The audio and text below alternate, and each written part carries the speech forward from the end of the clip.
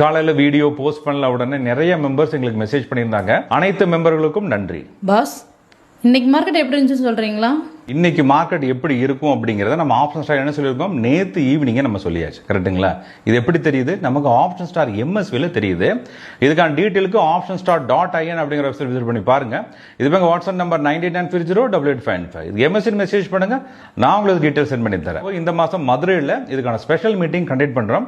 இதுக்கான registration லிங்க்குக்கும் class அப்படின்ட்டு 98940885 message பண்ணுங்க, நான் உங்களுக்கு டீட்டெயில் சென்ட் பண்ணி தரேன். நம்ம நேற்று ஈவினிங் சொன்ன மாதிரியே மார்க்கெட் இன்னைக்கு பாசிட்டிவாக தான் முடிஞ்சிருக்கு. சுமார் 100 பாயிண்ட்டுக்கு மேல பாசிட்டிவா முடிஞ்சிருக்கு. இன்னைக்கு காலையில் 25,50 கால் புட் ஆப்ஷன் லோட் பண்ணிருப்போம். லோட் பண்ணதுக்கு அப்புறம் எஸ்டிஆர் செக் பண்ணி பார்க்குறோம்.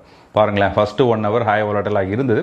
அதுக்கப்புறம் கால் சைட் பிரேக் அவுட் ஆச்சு. எம்எஸ்வி கால் சைட் இருக்கிறதுனால என்ன பண்ணணும், கால் சைடில் மட்டும்தான் என்ட்ரி பண்ணணும். ஒரு சிம்பிளான விஷயம்.